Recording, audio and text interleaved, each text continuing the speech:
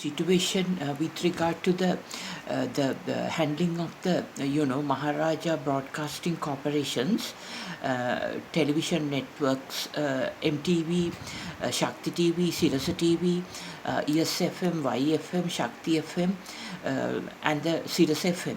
So actually there had been like some arguments whether to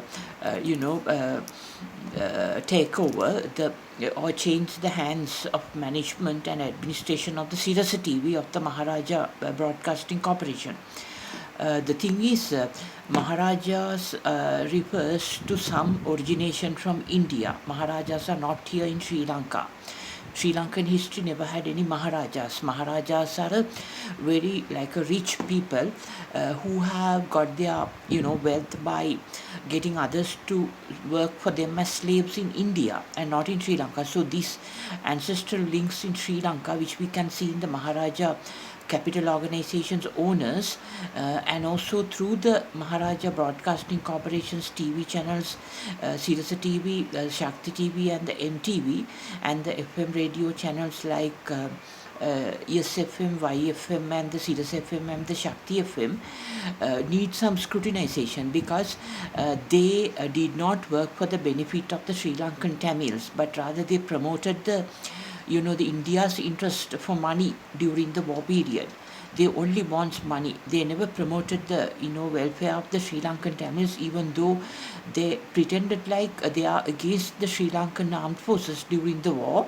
But you can see even after the war, Maharaja Capital Organization never did any initiative at all to look into the real needs of the people in Northeast, like the food, the shelter, the clothes, air, proper air and water supply, etc. But rather, they time to time during disasters, they have organized relief programs. But when it comes to the educational matters, university education and also sports, Maharaja Capital Organization Limited restricted its role. It never promoted financial development of a banking sector for the northern areas of Sri Lanka and eastern areas. Because we know that Sri Lankan Muslims have, thankfully today they have their own commercial bank, which is an indigenous Sri Lankan Muslim commercial bank based on the Muslim Islam banking principles, which is Amana Bank PLC, which was earlier Amana Investments PLC in Duplication Road, Bambalapitiya, which I have noted and which I have pursued and which I have directly, talked to about it to their directors and encouraged them to, go for a license of commercial banking as Sri Lanka's first indigenous Islam banking system based bank, commercial bank. And finally, the directors, when I asked them what about the progress, they said the Central Bank of Sri Lanka do not have the expertise to,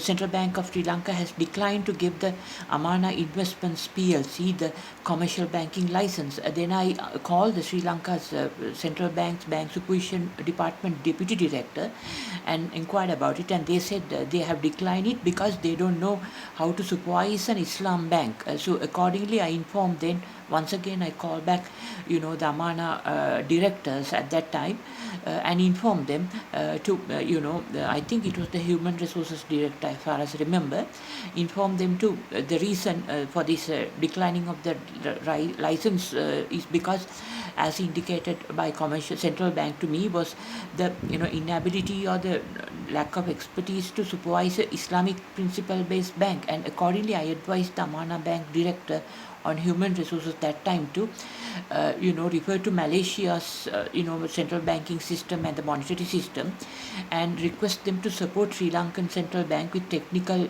support on how to manage and supervise Islam principle based banking system. And accordingly, the central bank got the technical supervision, and then Central Bank of Sri Lanka's Bank Supervision Department established an Islamic Banking Supervision Unit and thereafter the Amana Investments Limited got the commercial banking license as the Sri Lanka's first Sri Lankan Muslim Islam principal commercial bank owned by Sri Lanka's own Islamic Sri Lankan Muslim business population, that is Amana Bank PLC. So accordingly, I have informed President Mahinda Rajapaksa about giving a banking license to Sri Lankan Tamil community. But this matter, Mr. Mahinda Rajapaksa couldn't pursue because of the, the elections in 2015, and since he lost the elections in 2015 January, so actually Sri Lanka must, since the Sri Lankan Muslims are given a banking license, Sri Lankan Tamil community, the business community, must be given a commercial banking license, because that is the key to develop the economy in the north and east, especially the north, especially, and the east as well. So here, especially in the east, the Sri Lankan Tamil populated area, because we know that the proposal that I gave at that time into 2014 to Mr. Mahinda Rajapaksa was to, we know that LTT had their Bank of Tamil Leelam, and they have actually taken billions of rupees and jewellery as for jewel pawning by the Tamil community during the war period, during the de facto LTT control of Wani. So I have accordingly informed the Mr. Mahinda Rajapaksa, then president in 2014 of Sri Lanka, to to consider, because at that time the Sri Lanka army had the custody of the gold jewellery that was recovered when they did the final operations in Kilinochi areas, which was from the walls of the Bank of Tamil Leelam. So accordingly, I have protested to the army as to how they keep this jewellery stuck with them, because the custody of the jewellery must be with the Central Bank of Sri Lanka according to the Monetary Law Act. And accordingly, after that, the army command obliged and transferred this jewellery quantity to the Sri Lanka Central Bank. But they rather than going for a establishment of a specialized commercial bank for Sri Lankan Tamil people, since there were no requests also, only the Maharaja organization have this John Keel's, not the Maharaja, the John Keel Holdings under Mr. Ken Balendran, a Sri Lankan Tamil, at that time formed Nation's Trust Bank, but it's not an indigenous Sri Lankan Tamil community's business commercial bank. So, but accordingly, later, with the the election loss of President Mahinda Rajapaksa, the commercial banking license matter did not come up at all. But rather the Yahapalana government in 2015 pursued matters like taking revenge from the Sri Lankan army soldiers, and like Mr. Sunil Ratnayaka, who is an army sergeant who had been accused of murdering 9 civilians in Mirusaveli, and then sentencing him to death, and then releasing the LTT prisoners like this. They never work for the future benefit of the Tamil community here, Sri Lankan Tamil community. So I kindly request Sri Lanka's Minister of Finance, Mr. Mahinda Rajapaksa, the Prime Minister, to convert because the jewellery that had been seized during the Kilinochi operations from Tamil Elam, Bank of Tamil Elam, had already been distributed later to the Tamil community, who have sought their ownership. But at that time also I pointed out as to how to identify the real owners of the jewellery, because in Tamil communities, jewellery, gold jewellery is a sacred thing for the Tamil women, because we know the thali, which is a traditional customary costume of jewellery, which indicates it is taken as a prove to prove the legal marriage without any other documentation, similar to the church wedding, similar to the the other, like the Porva wedding, which actually is a proving method of legal marriage, without the registration even, according to the traditional system. But today, registration is enough to prove the marriage, no need for these methods, but still it go together.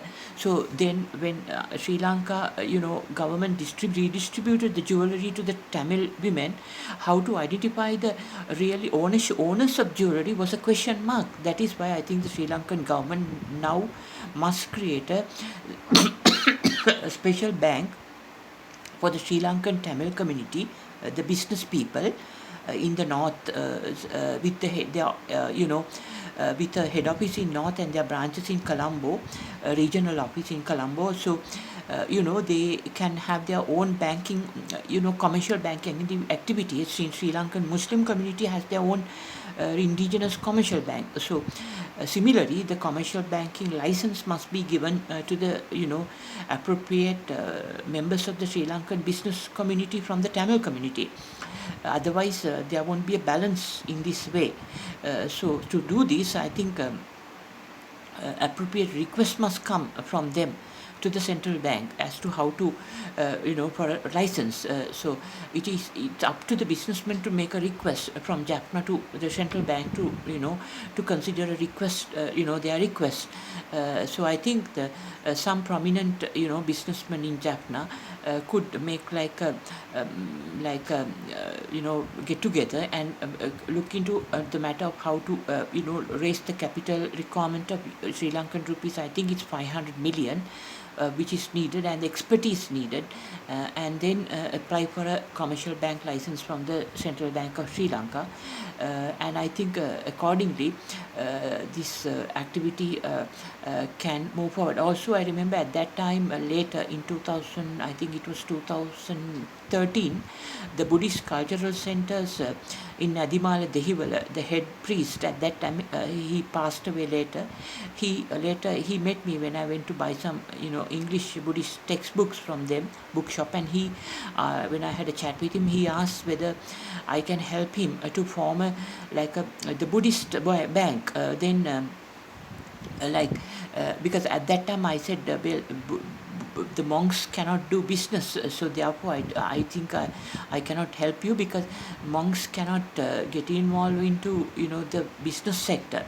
So at that time I declined to that, and I said, I'm very sorry, I cannot do this because the Buddhist monks are not supposed to do banking business. But then if there is a requirement, I think the government can consider this. If there is such a requirement from the Buddhist community of monks, for a banking license, as if they have if they want to promote like a Buddhist principle-based banking system, similar to Islam principle banking systems which we see today, and to the Christian principles banking systems which we see in the West and the UK and America, I think the Buddhist, the community of monks must also be supported to form their own commercial bank in Sri Lanka. Especially, I think the Buddhist, the Buddhist commercial bank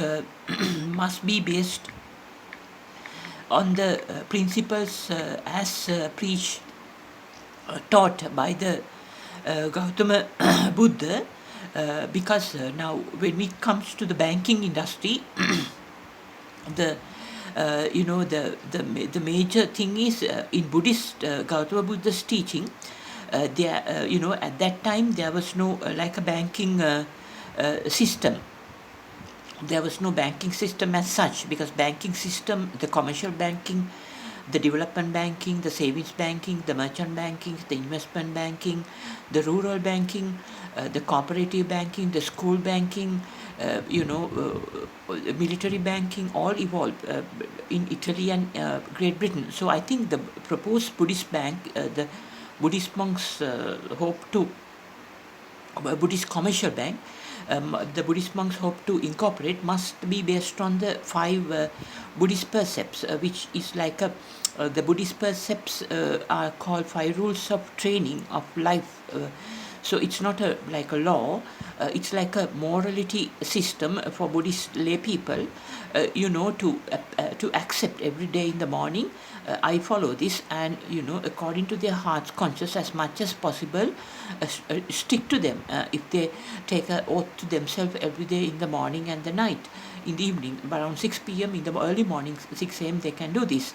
So these 5 precepts are the basic 5 precepts for a moral, ethical life that results in the development of the brain, mind, and the cognition process. They are, number 1, like prohibition. One takes an oath that I will not do killing of both humans and all sort of life forms. Like in that case, life form means all sort of life forms and also humans. So it includes microorganisms like what we see today, the COVID-19 virus, and also bacteria, the protozoa, and also the fungi. One we can see how when the Easter carnage was carried out by Indian backs, Islam, groups, Muslim Sri Lankan Muslim backed by the Indian Muslims, Sri Lankan Muslims who have ancestral links to Indian Muslims, they thought that they are just killing the people who came to the church to pray, two churches to pray that day. But actually, I think the three churches. So, but when the bombs went off inside the churches, not only the humans, there may be some, I'm not sure whether maybe there were some dogs or any cats who were there who have died, but also all life forms like the microorganisms like the virus, and also the bacteria, fungi, protozoa, which also is a life form, because our body is made of these microbes. Our human cell is like a similar to a virus, bacteria, protozoa, or a fungi. It's a small life form that makes our human body. So this is what the Gautama Buddha taught more than 2500 years ago, without any help of any microbiology related laboratory or any other sort of biology laboratory. So even like when it comes to the first percepts, I think the Sri Lankan Muslim community, backed by the Indian Muslims who have ancestral links here, they forgot this, that they never thought that the microorganisms inside the churches would also get killed. And you can see subsequently, after the Easter carnage in 2018, April, similarly in 2019, the COVID-19 pandemic came. This happens because it's a law of nature, the karma. When you harm some other microorganisms who have nothing to do that day inside the church, they don't understand the gospel in Christianity, neither they are aware that they are in a church, but they also got killed. And subsequently, that destroyed the whole world to the COVID-19 pandemic. So when it comes to the first percept of ethical, like an oath, it refers also to, not to use the, kill others by a state can do it. Government, is up to the government to make the law, but also more personally to stop abortion, and also also it prohibits euthanasia, and also capital punishment, also self-suicide or suicide exposure to harm others. So all sort of individual morality decisions of an individual, but it's up to the state to carry out the war, execute the war accordingly to protect one's country. But this is an individual oath of a person. And the second percept is prohibits theft. And the thing is, the first percept based on not to take life, any form of life, it's including humans, animals, microorganisms. The proposed Buddhist bank can give, accept deposits and give loans and promote international trade only for industries who do not violate the first percept, right? So accordingly, the meat industry, the fish industry, alcohol industry, the cigarette industries, and others industries like arms industry, poison industry, etc., would not be, their deposits would not be accepted by a proposed Buddhist commercial bank, and also they would not lend money to those industries by a proposed Buddhist commercial bank. Also, the second percept is to prohibit theft related activities such as fraud and forgery. So here also such a proposed Buddhist commercial bank in Sri Lanka based on Gautama Buddha's teachings on Buddhist economics, which we can convert into modern Buddhist commercial banking concept, which evolved from Italy and Great Britain, the commercial banking concept. Still, based on the 5 percepts, we can create a Buddhist commercial bank. So it's an evolutionary thing. Because actually one must take an oath. The second oath is that one will not engage in theft, fraud or forgery. So here, not to accept money from those who do fraud, theft and forgery, and also not to give money to anyone who has a personal record or any company who has a record of theft and fraud and forgery. And the third perceptor of the, for individual brain cells and the mind perfection and the, the cognition process development is to refers to adultery, all forms like adultery. Every day somebody must take this oath. It's up to the person, to take the 5 oaths. It's not a law, it's not forced. Somebody can take it and accordingly try their best to be like that, gradually if possible. And gradually then one can develop the brain mind cognition process and take control of the brain cells and the mind perfection, and accordingly improving the life. So here the adultery refers to like sexual not to harm others. It doesn't mean not to have a sexual relationship, but not to make it like a way of harming others, right, and damaging others' life, and putting them down and create problems in the families, whether it's someone who's married or not married families, girls or boys, and not to be like a bad examples to others by doing professions like prostitution, whether male or female, and all these things come under this. So this also, once one takes an oath, I will not do this, well, gradually, as to the best way, someone can gradually even develop it, and gradually the mind brain cell develop cognition process transformation happens, to know that really one can take control of the brain cells, mind, and the cognition process. Even that will later evolve into techniques like teleportation, human teleportation into other universes, where there are much more beautiful universes than this space-time universe. And the fourth percept involves like a proposed Buddhist commercial bank could stop accepting money or lending money to people who are using the sexual matters to harm others. So those people, no money could be taken as deposits, no money will be given as lending, which is based actually the truly like a Buddhist principle bank then, right? Then that will encourage those people to think about what they do, and for their own sake develop their behavior, and thereby develop the brain, mind, and the cognition process, and take control of their life for a better way of even teleportation in future. So it means like be responsible about this, and not to harm others using this others' lives or others' families.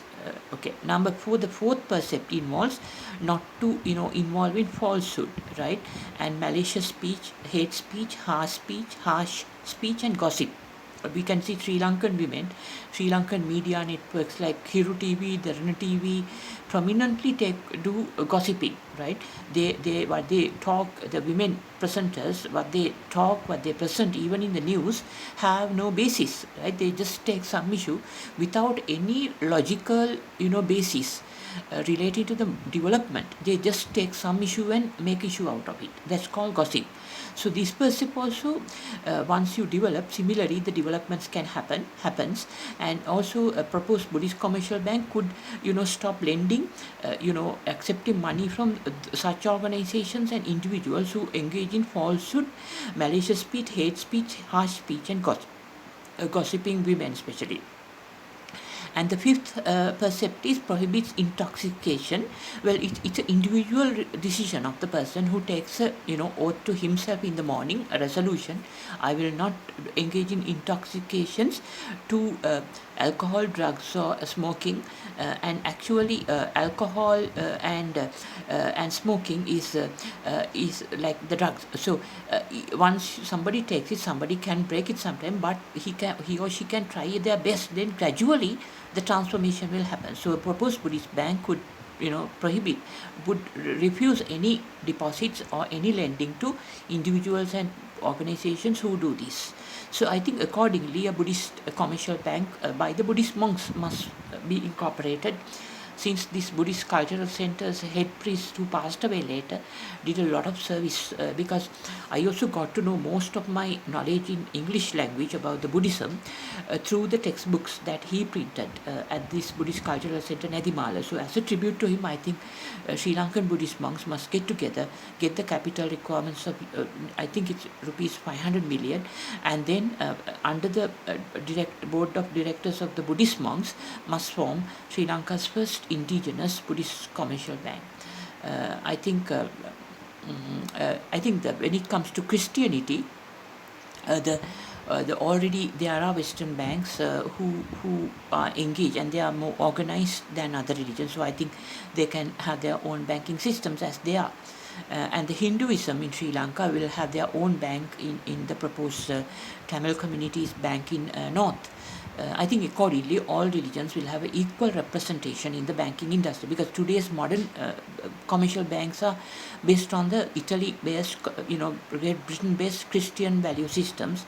So that is why in Sri Lanka the commercial banking sector must accommodate all banking religions principles in their banking industry to develop their own the ethnicities, religious-based communities, commercial activities, because commercial activities development, commercial banking is crucial.